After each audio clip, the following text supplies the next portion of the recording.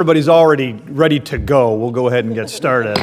Call this hearing to order. Welcome and thanks for coming. I always delight when this committee does something that's important but not necessarily sexy. The sexy stuff gets all the headlines, but it is indeed our job to govern a country, and sometimes that means doing things that are really important even if they don't grab the headlines.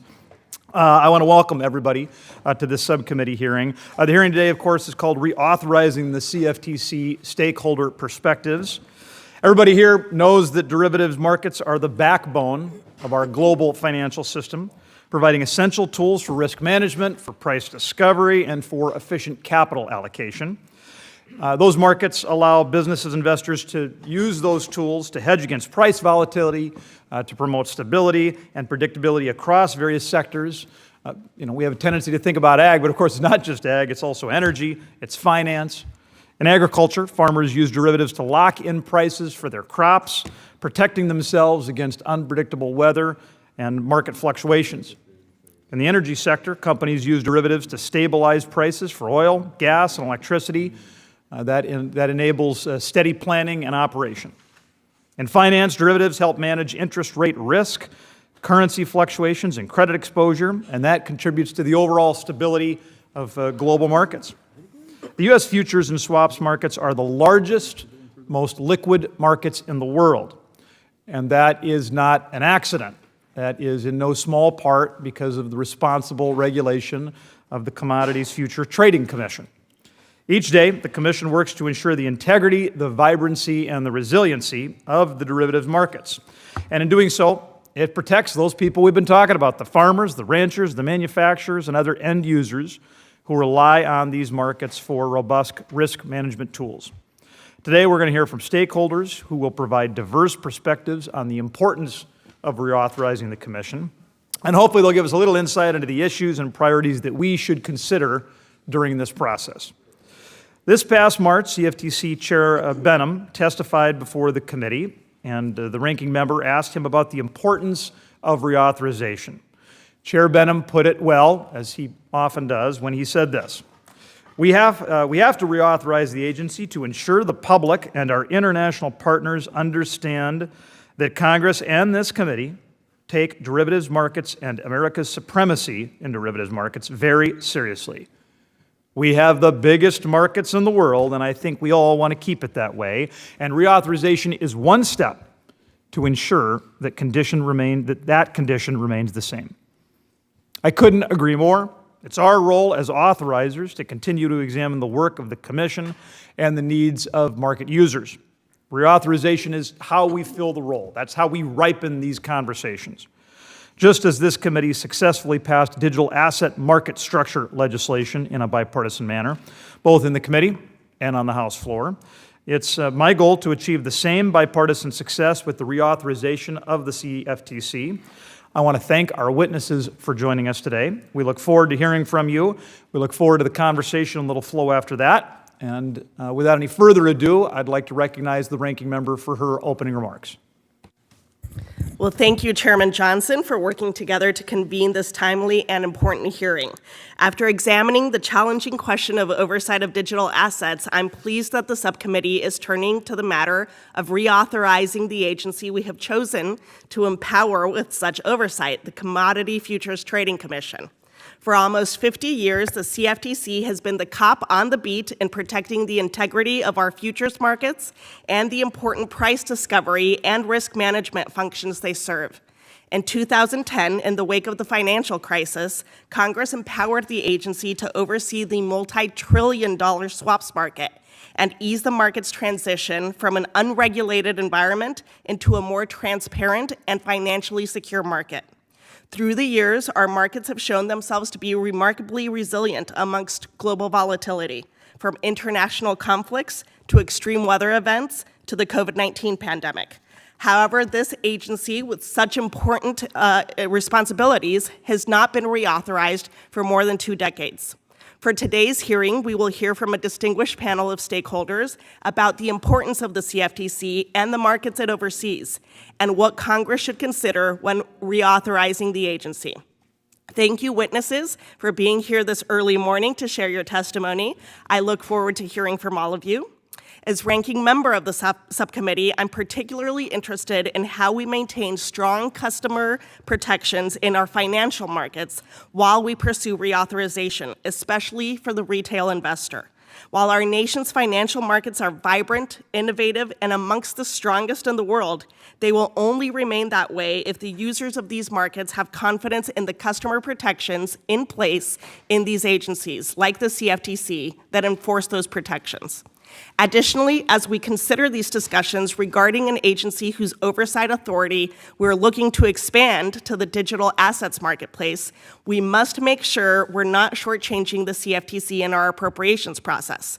The current agricultural appropriations proposal includes a cut of $20 million to the agency's budget. Today, we will hear about the importance of this agency, and I hope it will resonate that such a cut will negatively impact the agency's ability to police its derivative markets. Again, I welcome our witnesses here who are here today and look forward to listening to your testimony. And with that, Mr. Chairman, I yield back. Now we turn to the legend of Howard, Pennsylvania, the chair of the full committee, G.T. Thompson. Okay, well, maybe I should just yield back at this point. It's the nicest thing anybody said about me in a long time. Now, hey, good morning, everybody, and thank you to Chairman Johnson and Ranking Member Caraveo for convening this subcommittee hearing. I would like to echo Chairman Johnson's sentiments and extend my thanks to everyone for joining us today. The U.S. derivatives markets are essential to our economy. They allow businesses, both large and small, to manage the risks associated with price fluctuations for their inputs and outputs. Derivatives enable businesses to focus on their core activities without being unduly concerned with ever-changing commodity prices. The CFTC, which, by the way, is celebrating its 50th anniversary this year as an independent agency, serves a critical function in regulating derivative markets both domestically and internationally. The Commission safeguards market participants from fraud, manipulation, and abusive practices, while also promoting financial innovation and fair competition. Earlier this week, a bipartisan group of House Agriculture Committee members visited the CFTC's D.C. headquarters. We had a terrific visit with the CFTC chairman, the commissioners, and agency staff to gain a deeper understanding of how the Commission operates and the pressing issues that it faces. The agency's authorization expired more than a decade ago, making it crucial that we address reauthorization now. This process is not merely a bureaucratic formality, it is a reaffirmation of our commitment to a robust regulatory oversight. It ensures that CFTC has the necessary tools and resources to adapt to the evolving financial landscape. With technological advancements like artificial intelligence and the rise of new financial products like digital assets, the CFTC's role is more critical than ever. Further reauthorization of the CFTC reinforces the global leadership of the United States in financial regulation. It sends a strong message that we are committed to maintaining high standards in our markets, protecting investors, and fostering innovation. And that's why Ranking Member Scott and I have both publicly called for the CFTC to be reauthorized this Congress. Now, I look forward to hearing our witnesses' testimony and remain committed to working towards a successful bipartisan CFTC reauthorization. Together, we can ensure the CFTC remains a cornerstone of integrity and stability in our financial system. With that, I thank you, and I yield back. The chair would request that other members submit their opening statements for the record so the witnesses may begin their testimony, and to ensure there's ample time for questions. Dr. Caraveo and I will be running this hearing together, and with that in mind, she will introduce our witnesses. Thank you, Mr. Chair. Our first witness today is Mr. Walter Lukken, who is the President and Chief Executive Officer of the Futures Industry Association. Our next witness is Thomas Sexton, the President and Chief Executive Officer of the National Futures Association. Our third witness will be Mr. Travis Antonsen, who is Senior Vice President for Grain Marketing and Logistics for the Agterra Cooperative. And our fourth and final witness today is Ms. Alexandra Thornton, who is the Senior Director for Financial Regulation at the Center for American Progress. Thank you all so much for joining us. Impressive witnesses all. You all get the situation. You got 5 minutes. The timer in front of you will count down. And when you get to red, you'll get gavelled down by either Dr. Caraveo or myself. With that, Mr. Lukken, please begin when you're ready. Chair Johnson, Ranking Member Caraveo, and members of the committee, thank you for allowing me to come today and testify on reauthorization. Mr. Chairman, I disagree. I believe derivatives regulation is sexy. At least I've been trying to convince my family that for many years. So hopefully by the end of my testimony, I'll have you on my side. I am the president and CEO of FIA, which represents futures, options, and centrally cleared derivatives markets globally. FIA strongly supports the reauthorization of this important agency. As former acting chair of the CFTC, I believe reauthorization serves as an exercise in good government and provides a congressional stamp of approval of the CFTC's important mission. Today, I want to highlight some of the trends that are happening in our markets that will benefit from your deliberations on reauthorization. First, our markets have grown significantly. Total trading volume on CFTC-regulated exchanges in the U.S. has doubled since 2008, the last time that this committee reauthorized the CFTC. Second, post-crisis reforms have brought more derivatives products under the CFTC's regulation, while at the same time making the derivatives markets safer and our financial system safer. Third, our markets have demonstrated tremendous resilience and strength in the face of recent volatility. Our markets have remained stable and working throughout recent stress events, including COVID-19, the war in Ukraine, the Silicon Valley Bank failure, and even high inflation. One reason for this resilience is the CFTC's principles-based regulatory regime enacted by this very committee. This regulatory framework has enabled a flexible oversight tools for the CFTC to keep pace with evolving trends and technological advancements. Now, this adaptability has reduced the need for wholesale changes of the CFTC's statutory authority over time. That said, while the CFTC has this flexibility that has proven effective, the need for this committee's oversight remains as important as ever. There are certain trends for this committee's oversight that are worth noting today.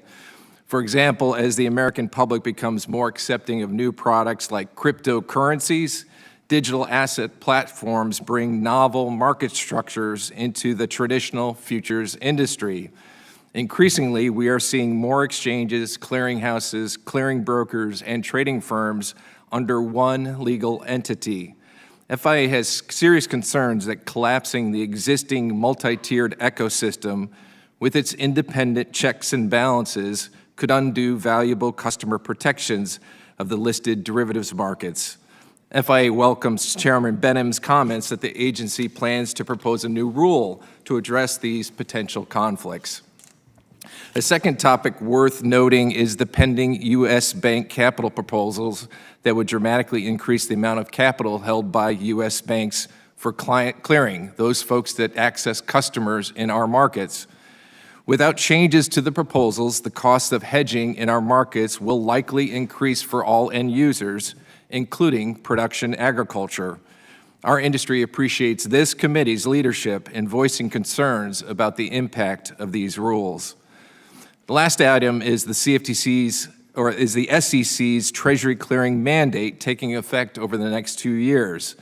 The cleared derivatives markets are heavy users of Treasury securities and the repo markets in the funding, margining, and collateralization of futures trades.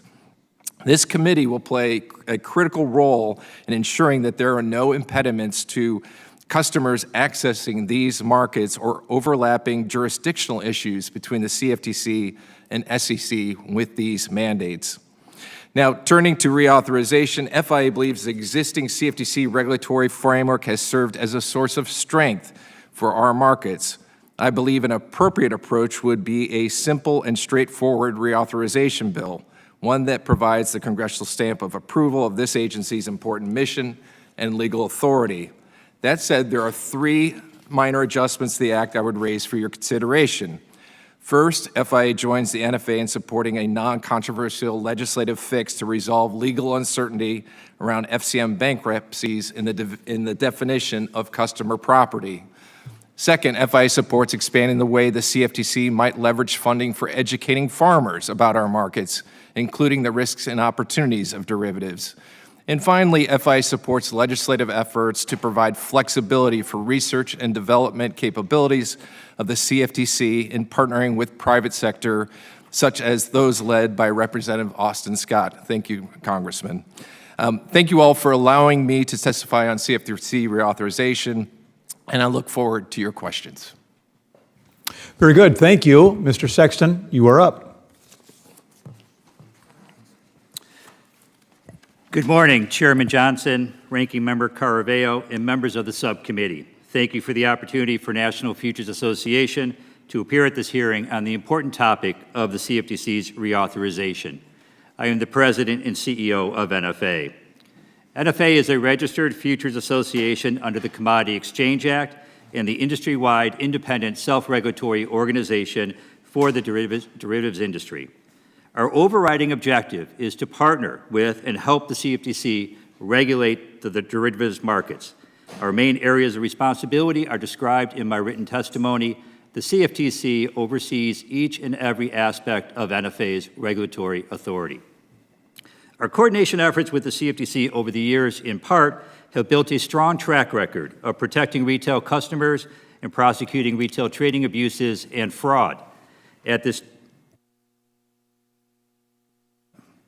this time, I want to thank Chair Benham for his leadership of the CFTC and thank him and the CFTC's other commissioners for their support of NFA and for their willingness to work with us to resolve the industry's regulatory issues. Reauthorization is always an important process for the industry as a whole and for NFA in particular. NFA firmly believes that customer protection issues should be front and center as Congress works to reauthorize the CFTC.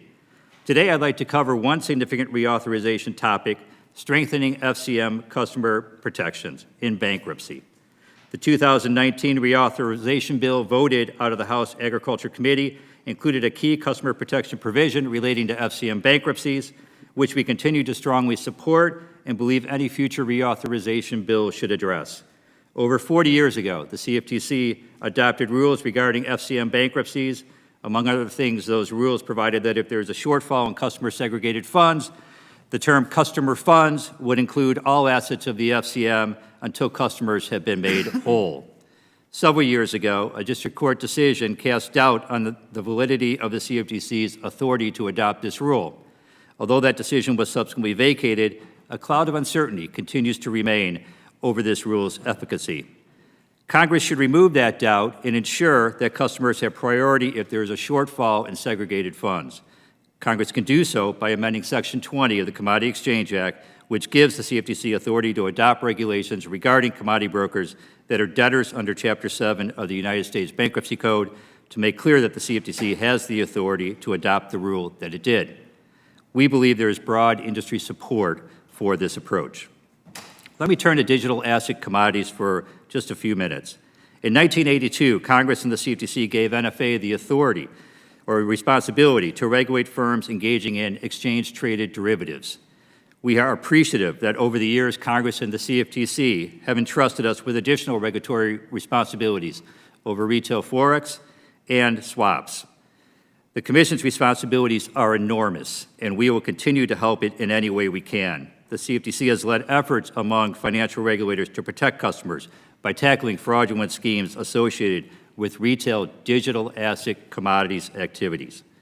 We applaud this subcommittee and under Chairman Thompson's leadership, the House Committee on Agriculture's collaborative work with the House Financial Services Committee to pass legislation governing spot digital assets, including those that are commodities. As this subcommittee is aware, the FIT Act includes a significant role for an RFA in regulating the digital asset commodity market. I would like to take this opportunity to reaffirm NFA's willingness to assist the CFTC to the extent requested in developing an appropriate regulatory framework for the digital asset commodity market if Congress moves forward with legislation in this area. Our member firms have engaged in spot digital asset commodity activities for over 5 years, and we have taken steps to regulate these members' activities to ensure that appropriate customer protections are in place. We are fully capable of working with the CFTC to perform the responsibilities of an RFA as outlined in the FIT Act, and will continue to take a pragmatic regulatory approach with regard to this area. Thank you again for the opportunity to appear before you today to discuss CFTC reauthorization. I would be happy to answer any questions at the appropriate time. Thank you, and we'll go to Mr. Antonsen next. Good morning, Chairman Johnson, Ranking Member Caraveo, and members of the subcommittee. Thank you for holding this hearing as you work on reauthorization of the Commodity Futures Trading Commission. I appreciate the opportunity to discuss the role of derivatives markets CFTC oversees in helping farmers and agribusiness manage commodity price risks. I currently work for AgTegra, a cooperative owned by 6,700 farmers in the Dakotas. I'm also actively engaged in my family farming operation. Currently, some of our agricultural markets are seeing lower price levels driven by increased international crop production. Mostly favorable weather this year is aiding in crop development, and futures contracts are currently pricing in expectations for another large harvest. For example, the futures price on the December 24 corn contract topped out at $6.02 a bushel in April of 2022. Yesterday, that price closed at $4.18, so significant volatility in cash prices. Thus far, it appears producers who previously forward price contracts will likely receive higher prices.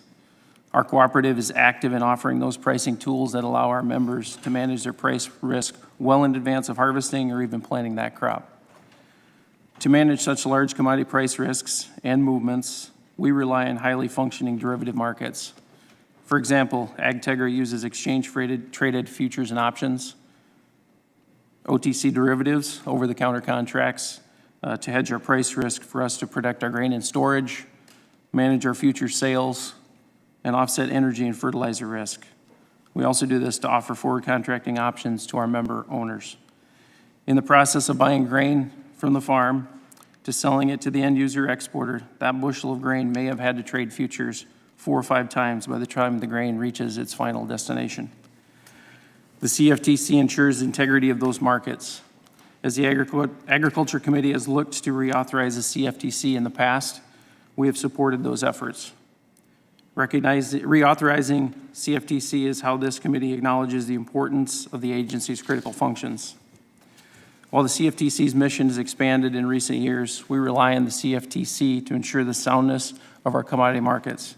It's essential for the agriculture industry to have well-functioning commodity derivative markets, and the CFTC performs the essential role of helping to safeguard those markets.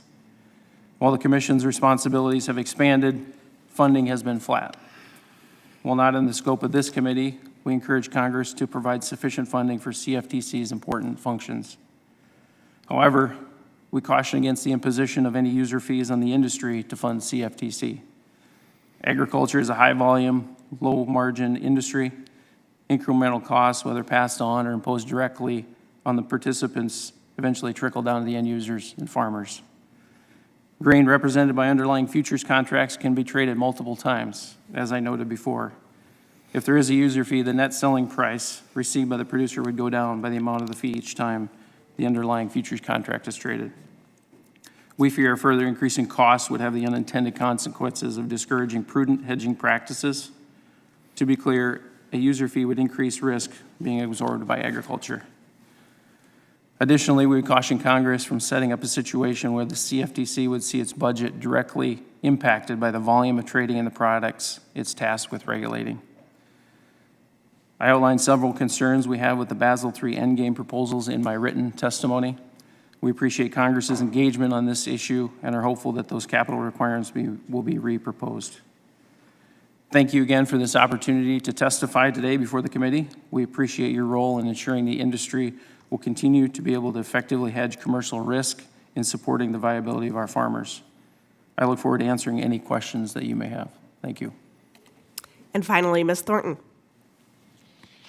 Thank you. Chairman Johnson, Ranking Member Caraveo, and esteemed members of the subcommittee, thank you for the opportunity to appear before you today.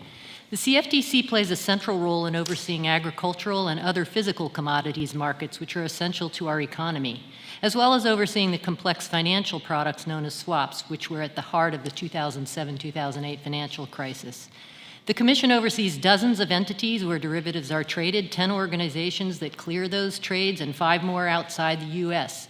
It also oversees the registration and compliance of thousands of derivatives market participants and oversees self-regulatory organizations such as the Chicago Mercantile Exchange and the National Futures Association. Yet the CFTC is critically underfunded and would remain so even if Congress were to grant all the funding that it has requested. The agency simply does not have adequate resources to fill its existing mission and statutory obligations. Because of this underfunding, many important protections and functions that should be performed by the Commission are not today, such as comprehensive review of designated contract market rule changes and products to ensure their compliance with the law and the core principles, and development and enforcement of detailed advertising performance and fee rules. And since the financial crisis, the markets overseen by the CFTC, of course, have become larger, faster, and more interconnected. The Commission's responsibilities are essential to maintaining the integrity, resilience, and vibrancy of our derivatives markets and ensure that these markets never again threaten the stability of our financial system or wreak havoc on our economy. The Commission should be reauthorized and adequately funded to carry out its existing responsibilities. This is a major reason why the agency's authorized activities should not be expanded into new areas, as proposed recently in connection with digital assets and voluntary carbon credits.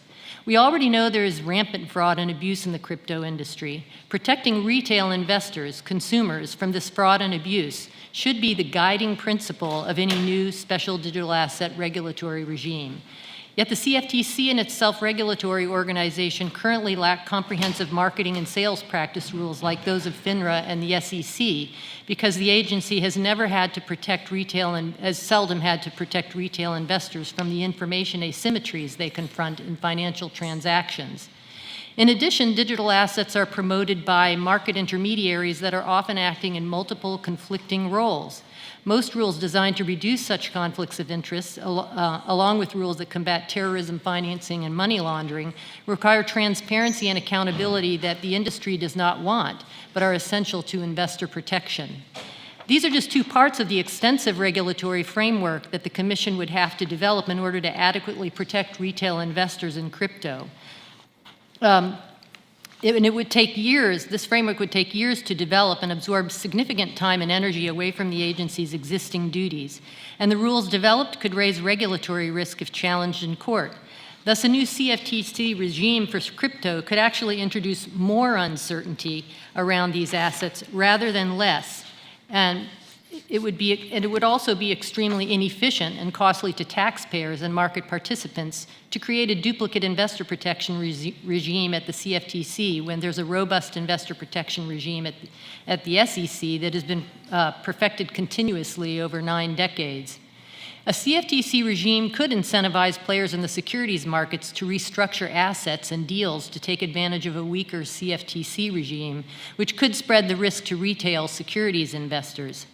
Finally, a new CFTC regime would create a new veneer of legitimacy and safety, further confusing retail investors who are finally beginning to understand the risks of crypto. Any perceived gaps in the current federal financial regulatory framework as it applies to digital transactions could lead to larger gaps and greater risk to our capital markets. The CFTC also should not be authorized to take a wider role on voluntary carbon credit derivatives, as the agency's recent proposal might inspire. The underlying assets, the voluntary carbon credits themselves, cannot readily be traded in a manner that is consistent with the core principles, primarily because a material percentage of the underlying projects that purportedly give rise to the credits simply do not generate the carbon savings claimed by those who market them. That is, the amount of carbon actually being removed and for how long is not sufficiently known to form a reliable market and is far beyond the agency's expertise to fix. Until the problems are fixed by other responsible public and private parties in a unified global system, voluntary carbon credit derivatives should not be listed or traded. Thank you again for inviting me to testify today. I look forward to answering your questions. We'll now recognize members for questions. We'll begin with my favorite portrait from the South Wall, Mr. Frank Lucas. Thank you, Mr. Chairman, and thank you, Ranking Member, for holding this hearing, and the witnesses for agreeing to testify. The CFTC regulates markets that impact nearly every part of the economy, and reauthorizing the Commission will give us an opportunity to provide meaningful oversight and give certainty to market participants. The derivatives market faces a number of potential stresses: the Basel Endgame, the GSIP surcharge, the Treasury market structure reform, along with substantial SEC rulemaking agenda that will decrease market liquidity and increase costs.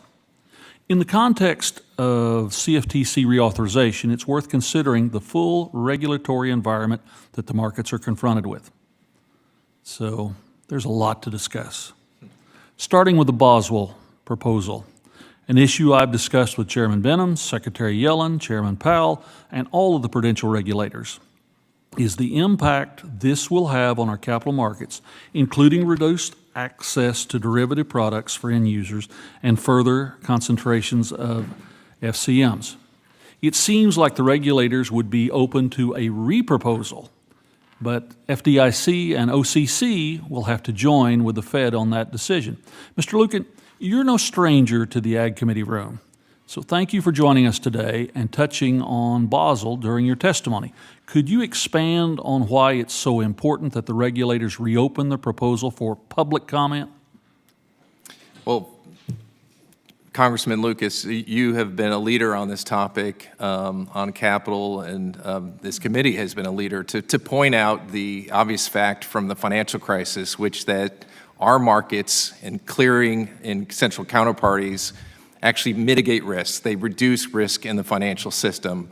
And so the capital is an important component of the financial reforms coming out of the financial crisis, that banks should hold more capital for risky activity.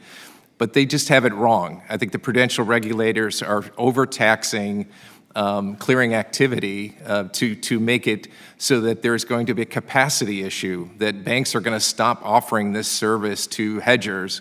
We heard Travis talk about this, that end users may have limited access to hedging vehicles to hedge volatility in commodity markets as a result of Basel capital. So our hope is that the prudential regulators are listening to the reasonable voices of CFTC Benham and others that have said, you have to get this right. It has to be proportional to the risk brought by our markets, and we're hopeful that that gets fixed in the coming months. Mr. Sexton, you're a member of the CFTC's Global Markets Advisory Committee. One suggestion among many that GMAC had for the Commission last month was to hold a roundtable with the bank regulators focused on derivatives issues impacted by Basel. Could you explain broadly to the importance of stakeholder feedback on matters that will have a significant impact on the market? Thank you for the question, Congressman Lucas. I certainly endorse the concept of GMAC and its recommendation to hold this roundtable to further determine the impact of these capital rules. As Mr. Lukken and Travis have indicated, this is extremely important to farmers and ranchers and end users and hedgers because of the consolidation that may occur among firms if these capital rules are put in place. So stakeholder impact comments are extremely important and something that we should be looking to do. The CFTC's enforcement authority has been a closely watched issue during the past several years. Reauthorizing the CFTC gives us the opportunity to closely examine what the Commission is doing and identifying improvements that can be made. Mr. Lukken, back to you. Do you think the Commission's current cross-border authority is effective from a regulatory and enforcement perspective? Well, I can only speak from my experience at the CFTC, but we were able to work closely with our regulatory authorities overseas to partner with them to make sure that they had the appropriate information. But the important thing is, does the CFTC have direct authority when there is a strong nexus to the United States? And I believe they do, that they have the ability to go after bad behavior overseas when it's a strong nexus to the United States. So I think the CFTC does have appropriate authority. Mr. Chairman, before I yield back, I'd simply note that I have spent much time screaming about the potential impacts of the Basel capital requirements on the American economy. This is one of those things that if we don't get it right, the damage that would be inflicted will be extremely difficult to address later. And with that, I yield back, Mr. Chairman. 100% right. With that, we'll yield 5 minutes to the ranking member. Thank you, Mr. Chair, and thank you all once again for being here this morning as we consider this important reauthorization of the CFTC. Your testimony is invaluable. Now, the last attempt by the committee to reauthorize the CFTC included provisions to harmonize some of the enforcement authorities between the CFTC and the SEC. One provision would clarify the CFTC's authority to prosecute and fraud and manipulation outside of the United States, where such activities impair our futures markets, and another would establish a reckless standard for those who aid and abet fraudsters and manipulators of our markets, the same standard that currently applies to those who actually perpetrate the fraud or manipulation. For the whole panel, what are your thoughts on whether we need to harmonize such enforcement activities and whether these are appropriate? Thank you.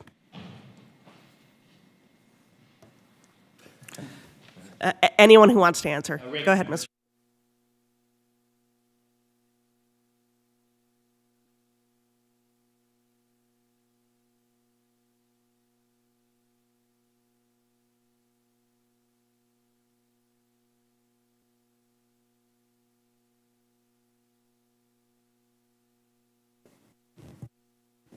I will just chime in. I agree with Tom that it's important for the CFTC to have clear authority to go after bad behavior overseas.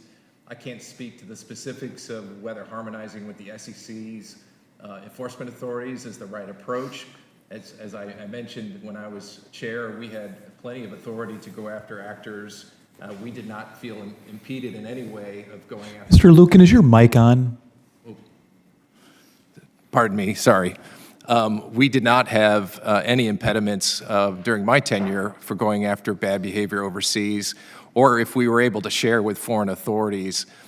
So we certainly support the premise, though, that it's important for the CFTC to have a robust authority to go after manipulative behavior overseas.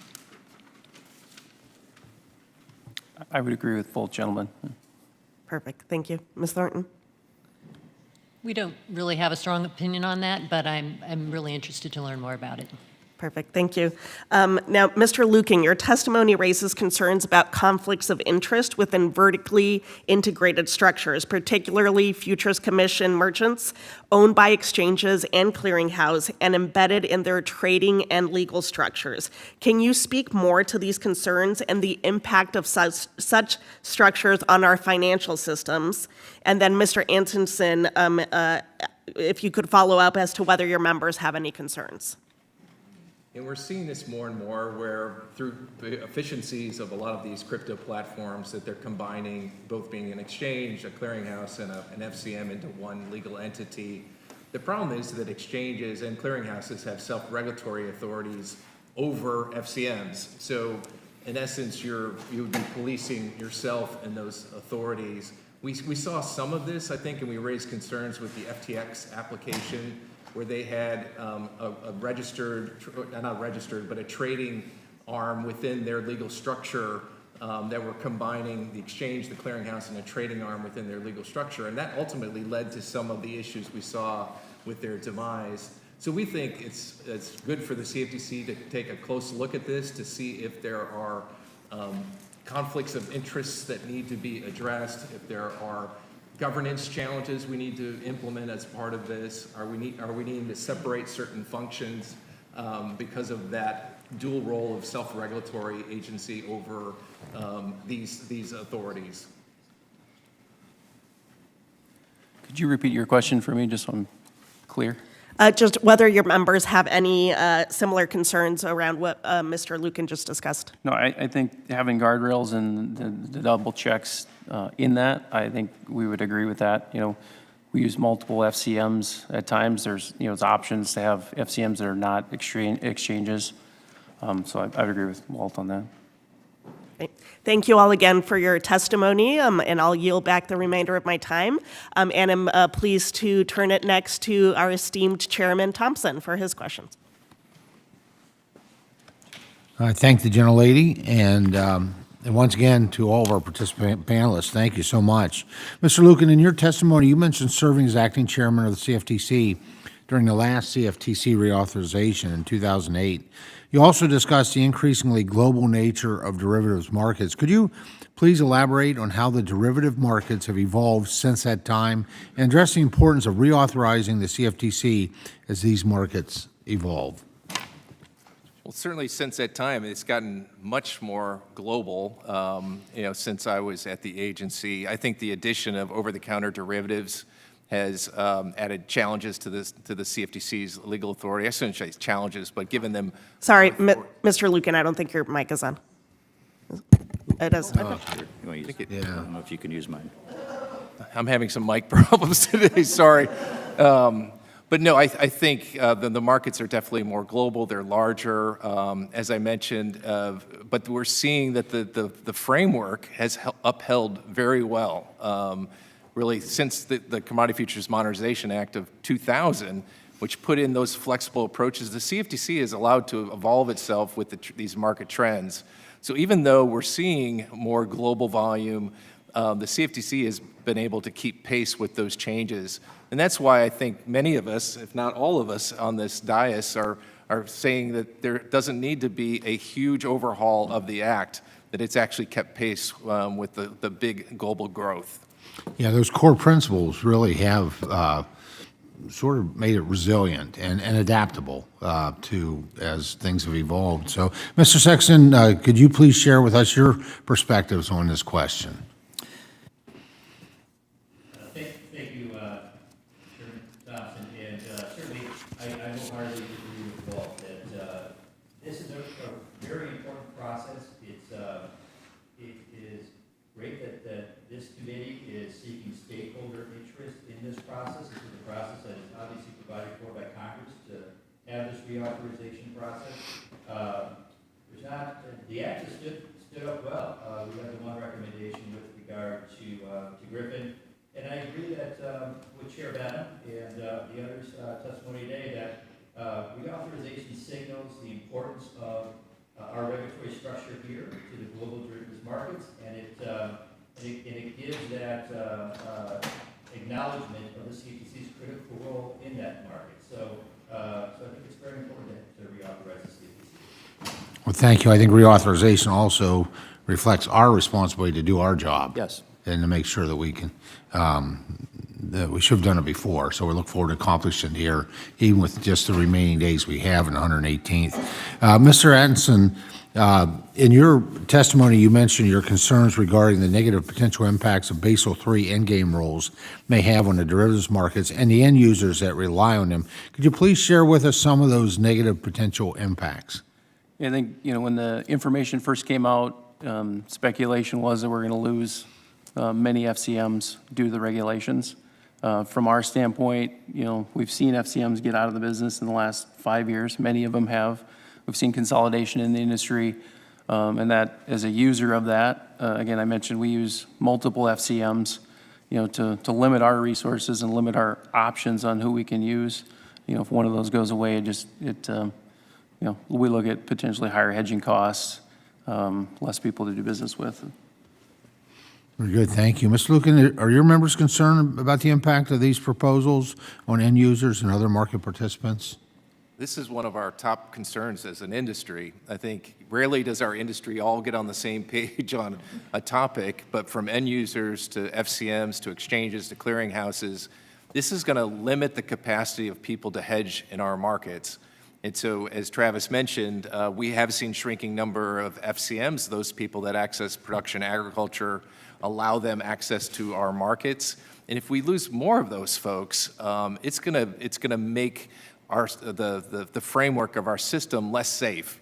And so we think this is incredibly important to get this right, give capacity to FCMs to get more access to more farmers, more commercial end users in this marketplace. This is a no-brainer. Hopefully the prudential regulators figure this out and fix these proposals. Am I correct in saying that, I mean, the root cause of this would be increase in costs, but it would result in more systemic impacts, as you described, on the derivatives market? Yeah, you're going to see less FCMs, and as a result, Yeah. you're going to see more concentration in firms. So we want as broad of a system, it's like insurance, you want as broad of a system of FCMs out there so that there are healthy FCMs across the board, and so that Travis has lots of choices of where he can bring his business. Very good. Thank you very much. Thank you, and we'll go next to my colleague from California, Mr. Costa, for 5 minutes. Thank you very much. I think it's appropriate that we get together this morning and discuss the future of the CFTC. And I wanted to focus to begin with the question that's been raised. I guess, Mr. Lukken, you might be the first to respond, or Mr. Sexton, about the underfunding.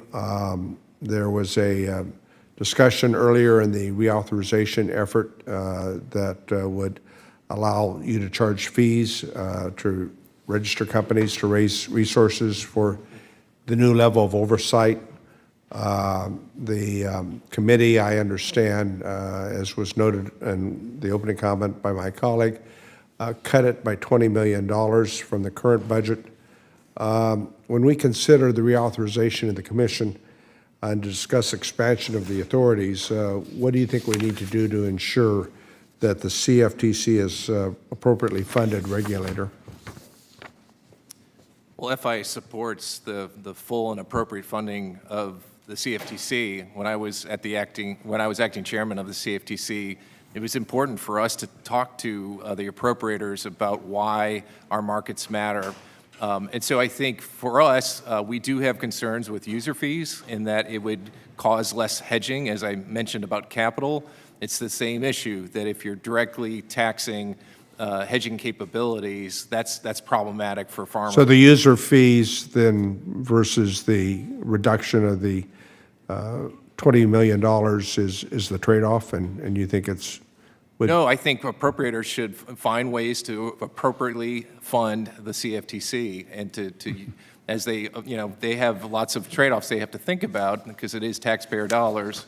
But we think the case should be made and is made that the CFTC should be appropriately funded. Yeah. Mr. Sexton, do you think the agency's lack of reauthorization, since, and this is our fault, as the chairman noted, our responsibility, I guess I would say, since 2008 could impact your current funding challenges?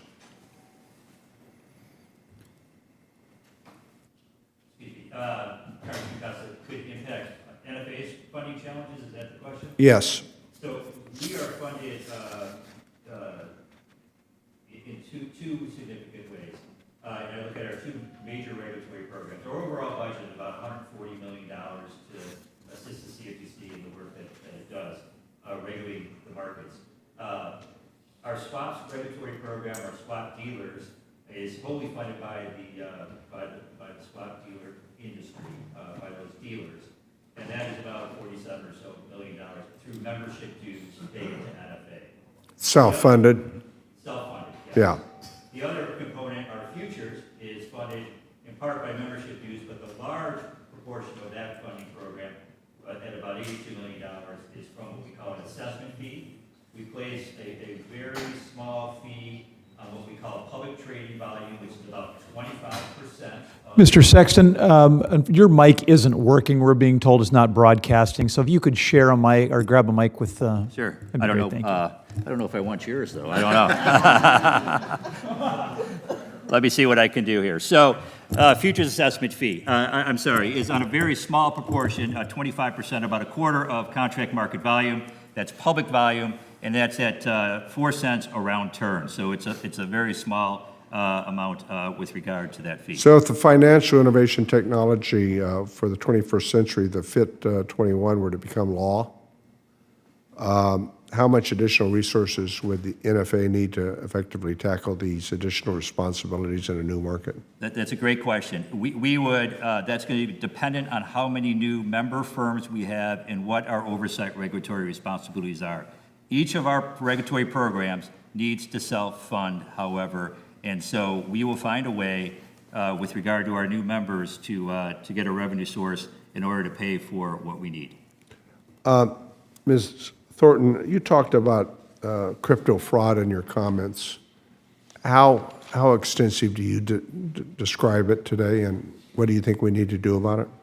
I think it's quite substantial, and I think that's something that really needs to be focused on is the use of arbitrage, because these spot markets in tokens, non-crypto asset, in tokens, are actually they have different streams, different data streams, and what that means is that when you buy a token, if you're a consumer and a retail investor and you buy a token, you get offered a price, but you may not know what prices are being offered on So how do we protect platforms. against that fraud? I'm sorry? How do we protect against that fraud? Well, basically, the SEC does that by requiring a national market system. It actually was started in 1975. Congress authorized it in 1975. The idea that the different securities platforms would have to submit data so that a broker would know what the prices are that are being offered for that same security across the different exchanges, and would be able, and then also was given a fiduciary duty of best execution, so that they would have to execute the trade, picking the best price for the customer. But that doesn't exist at all with respect to crypto platforms. Well, Mr. Chairman and the ranking member, my time's expired, but I think this is something that we need to look at greater depth. And when Mr. Lukken made his comment about prudence and overcapitalization, I'm very curious about how he measures prudence, or is that in the eye of the beholder? And then how do you measure the risk? But thank you very much. I appreciate the opportunity. Thank you. Gentlemen's time is expired. We'll go next to Mr. Miller of Ohio for 5 minutes. Thank you. I want to thank the chair and the ranking member and the witnesses for being here this morning. American agriculture utilizes a range of tools to manage risks. They employ vital on-farm strategies and federal farm bill programs, including risk management, commodity support programs, crop and livestock insurance, and disaster assistance prove critical in today's volatile marketplace. Our farm sector and other industries can also access vital measures such as futures, options, and marketing contract to manage risk from product and input price fluctuations. In the modern world, with input and production costs soaring and tight commodity prices, it is crucial to control the variables we're able through commodity derivative markets. In the last years, conditions globally and other instabilities have led to exceptionally large price volatility in many commodity markets, underscoring the role of the Commodity Futures Trading Commission. To any of the witnesses, commodities derivatives markets are essential to help manage price risk and hedge exposures, as these vital tools assist agriculture producers in hedging exposure to rising input costs, severe weather incidents, and volatile prices in fuel, fertilizer, and other essentials. Could the witnesses elaborate on the importance of derivatives products to your operations and to those of your end users? And just really quick also, if a bad actor in the derivatives industry is causing significant harm or allowing for illegal and unregulated activity to take place, does the CFTC have the ability and resources to swiftly address and prevent harm from occurring through effective enforcement? I can address your first part of that question. Derivatives, futures, options, over-the-counter contracts are paramount in what we do every day at AgTegra for both ourselves and for our cooperative members. So purchasing grain, hedging grain, storing grain, getting all the way through the system, it's probably the most important thing we do from a cooperative and managing risk. You mentioned volatility, whether it's weather, global markets, global geopolitical events. The volatility is through the roof. And as farm margins are tightening down, it's more important than ever to have the right tools in place and available, and also to use them with everything else that a producer has to use, right? Crop insurance, how you multi-layer those risk programs in there to make that happen. So, we utilize those every single day, and we rely on a healthy healthy marketplace to get in and out of those efficiently. Thank you for that answer. Can anyone address the second part of that question? And I can just say it again. If a bad actor in the derivatives industry is causing significant harm, does the CFTC have the ability and resources to swiftly address it, prevent harm from occurring through effective enforcement? Congressman, certainly we are all, as regulators, worried about bad actors and the impact it can have. I can tell you that NFA works very closely with the CFTC's Division of Enforcement to ensure that we find those bad actors, punish those bad actors. To the extent that we closely coordinate with them, we have quarterly meetings with that division. So as far as the partnership between NFA and the CFTC, we are very focused on bad actors, and I can't say enough about the Division of Enforcement and its dedication to doing so. Thank you. I really appreciate that. Second question, given the importance of the United States agricultural production and the magnitude of U.S. exports of agricultural products to global consumers, America's farmers and global end users are not strangers to market volatility. Can any of you please elaborate on means to withstand these global uncertainties in the commodities market and tools for agricultural producers, energy users, and others to deal with such instability?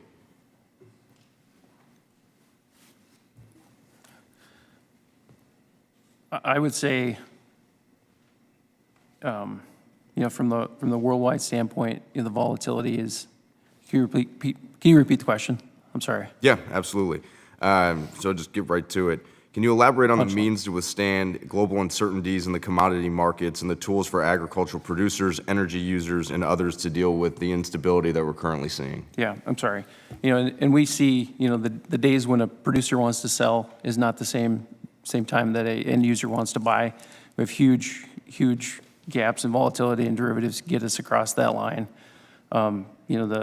The volatility we've seen with weather, our export markets come and go, and being in South Dakota, we export most of our production. We're relying on getting it at least out of the state, and most of that goes to the world market. We get to that point, and that's our biggest challenge. Yeah, I think if we can continue, I'm out of time, Chairman, but we can continue to hold people accountable for agreeing to, say, the USMCA, but taking advantage of us with GMO corn and actually bring them to a dispute panel probably would help out as well for a little bit. Thank you for your time. I yield back. Gentleman yields back, and we will go next to the gentleman from Kansas, Mr. Mann, for 5 minutes.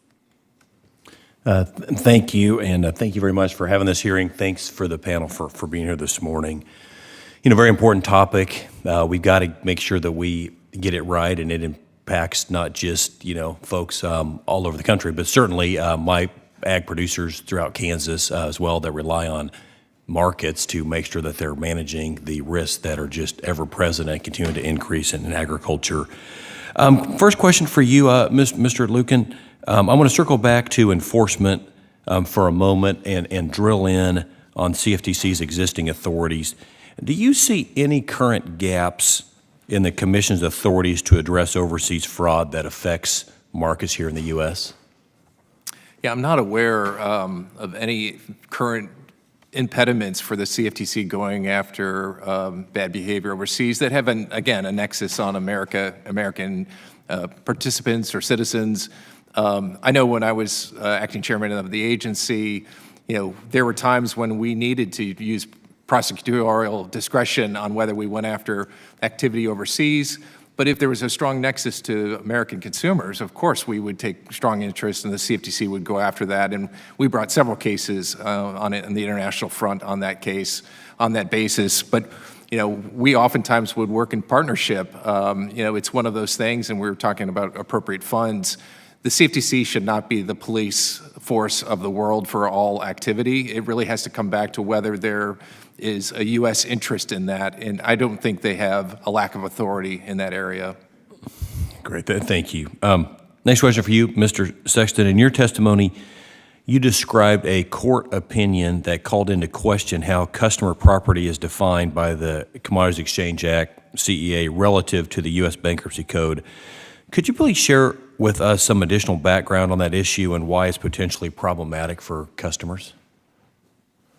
I certainly can, and this is in the context of FCM bankruptcies, which are rare, thank God. And the importance of the proposal with regard to reauthorization that we are making is that in the Griffin trading case, the one that I am referencing, there was a hole in customer segregated funds caused by a rogue trader many years ago. And obviously the firm did not have sufficient funds to make customers whole at that point in time. And the issue was whether or not customers would step in front of the firm's general creditors in the bankruptcy in order to get whatever funds existed from the company to go into seg funds in order to make customers whole. Very important with regard to customer protections in our view. And the court in that case, the district court, essentially said that the CFTC has a rule that would say, yes, customers can step in front of the general creditors. They called into question the CFTC's legal authority with regard to making that rule in the context of some provisions of the bankruptcy code. So what we're asking for is just that cloud of uncertainty be removed, and extremely important from a customer funds safeguard perspective, we believe. Okay, thank you.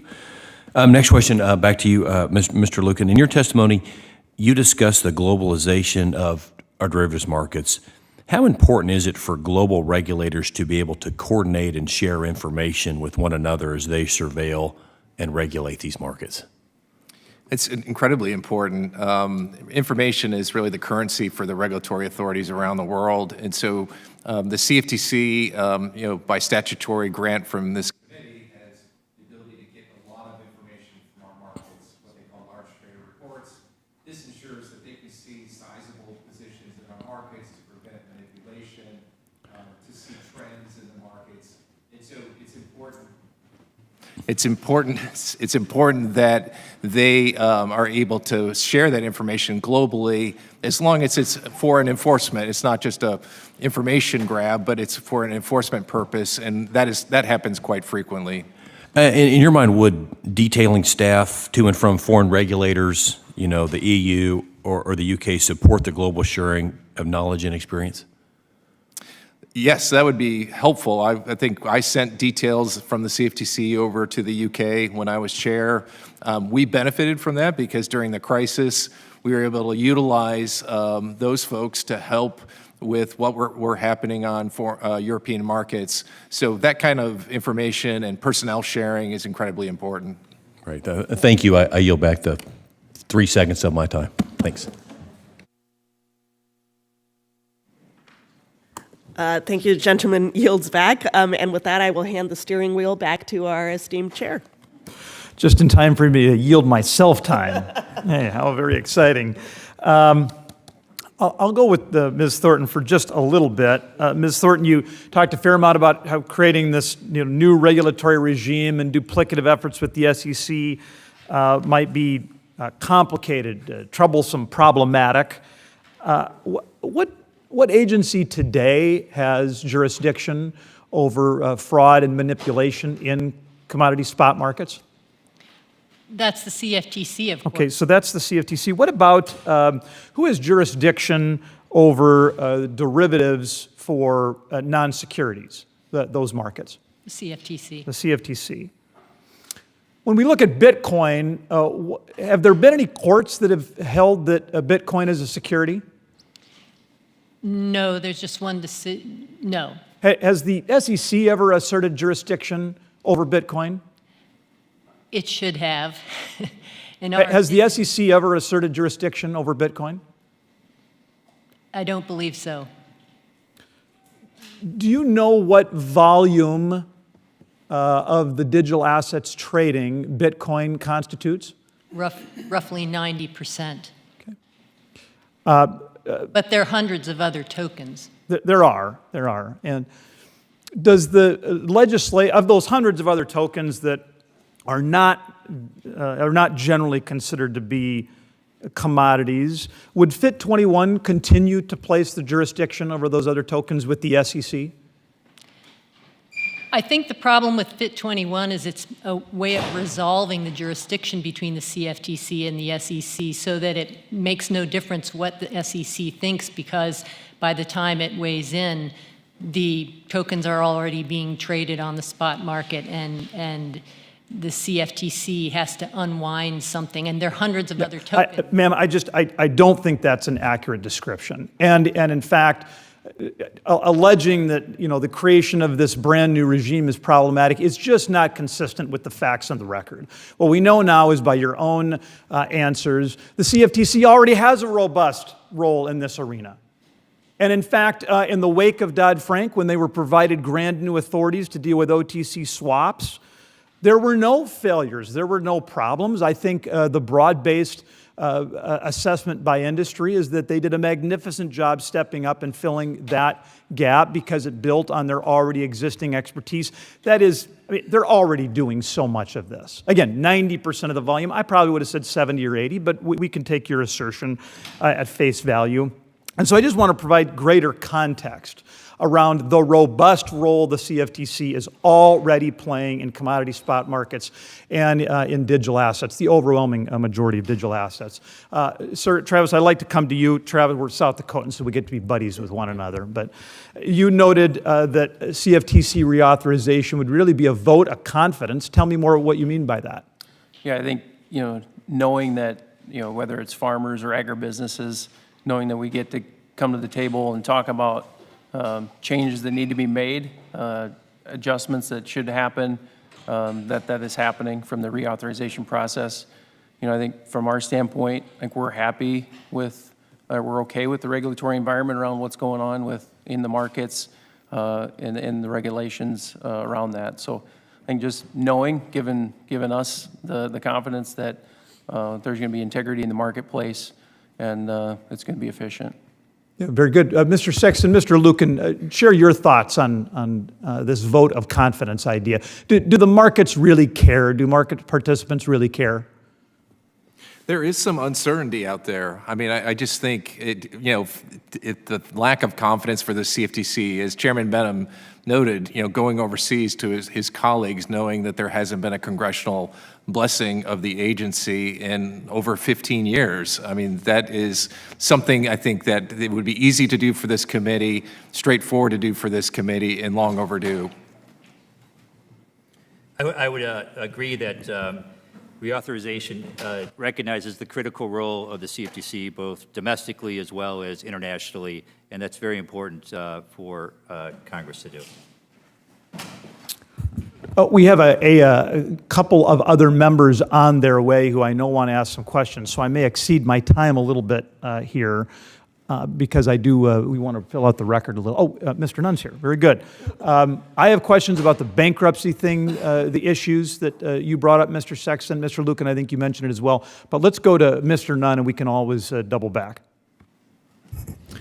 Well, I want to thank the chair, and I believe strongly here that CFTC does have an important role here, particularly when it comes to those lanes in the road that our industry is asking for, particularly when it comes to digital assets. And I think that CFTC has a better role to play than where the SEC has tried to insert itself. So I'll begin with that.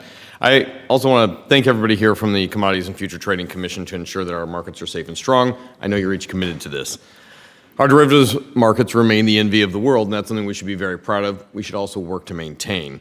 I want to thank the stakeholders of this committee who have helped our marketplace weather some pretty tough storms in recent years. Our markets are stronger and more resilient, but there's more work to be done to make sure that we don't unintentionally hinder them. With that, I want to move to farmers in my district in Iowa. One of the programs that I think has really worked well here has been this internal whistleblower program that CFTC oversees. The program is crucial for the accountability and protecting of agricultural and financial markets. It also benefits Iowans and all Americans. Just last month, they uncovered a corruption at a company thanks to a whistleblower that resulted in a $55 million fine, meaning that American taxpayers aren't paying for this. We're calling out bad actors, and those bad actors then have to pay for their own policing. As I understand it, a large bulk of the policing comes from the whistleblower program. If we don't act before October 1st, though, this whistleblower program could become defunct due to it not having enough funds to continue. So I introduced, along with Representative Don Davis from North Carolina, a colleague on the other side of the aisle, and my senior senator, Senator Chuck Grassley, H.R. 4935. the CFTC Whistleblower Fund Improvement Act to permanently address this accounting flaw. Very quickly, I want to ask each member of the panel, do you see yourselves committing to making sure the whistleblower program remains solvent? Could I get a yes, or if there's an equivocation, let me know that. Yes. Yes. It's an important program, but obviously the details would need to be clear before we would have a strong opinion. Let me ask then, what things would you see needing to be done to make sure the program remains solvent? Ms. Thornton. Well, I just think one should consider whether it's sustainable as a long-term way to fund enforcement and find enforcement. That's more along the lines of what I'm thinking. If not for this program, how would we discover more of the bad actors inside? I mean, I think that's the fundamental part where both of us would agree. This is highly important. We don't want to incentivize folks to have to go out there and police themselves, but we do want to recognize there's got to be a clean pathway for folks to be able to raise their hand and say, the federal government or my agency is not working. I need somebody to come and investigate this.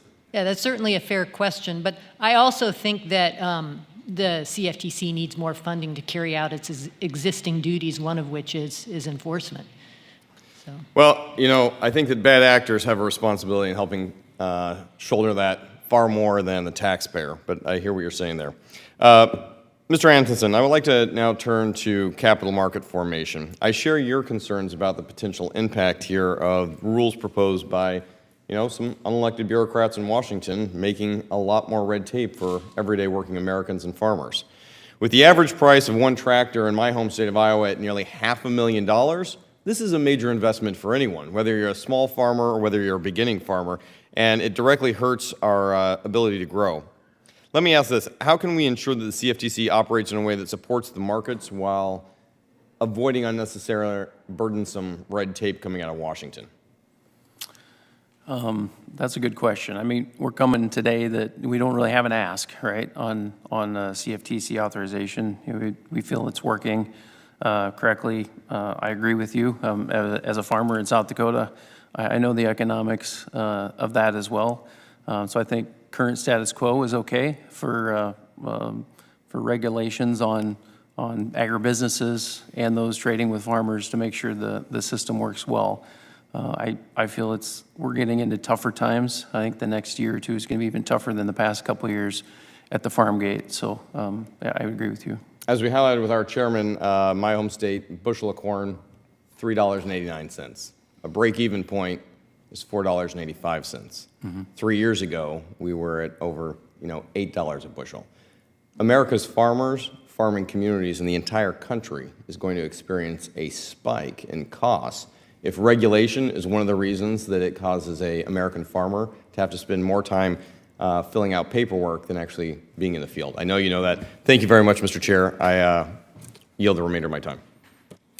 Of course, we care about Iowa corn farmers and the prices your folks have, Mr. Nunn, but coming from a state where our yields are 30% less than yours, would you just stop? We're not going to feel bad for you. Mr. Chair, you have an entire palace to corn. No, that's I true. appreciate everything you do. Thank you. I think we're prepared to close the hearing. With that, I would offer the ranking member to make any closing comments she'd have.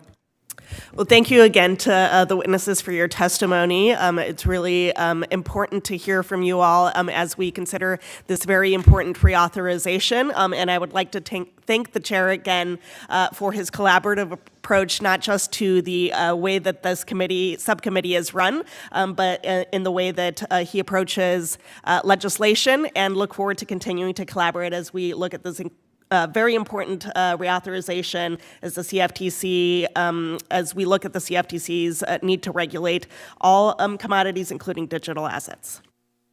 Yeah, so many of our colleagues, not in this committee, of course, this committee is great, but so many of our other colleagues, they like fighting more than they like governing. And of course, people on this dais actually understand that it's our job to try to govern a country. And of course, our panelists have helped with that today. You've all, to a person, provided, I think, good, specific recommendations for how we can advance And we're going to take that under advisement, and obviously it'll be an ongoing conversation. It's not just like your 5 minutes under the Klieg lights are the only way that you can feed into this process. So with that, I would note that under the rules of the committee, the record of today's hearing will remain open for 10 calendar days. It gives us an opportunity to receive additional material and written responses from the witnesses. To the extent any member wants to follow up for the record, the hearing of the Subcommittee on Commodity Markets, Digital Assets, and Rural Development is adjourned.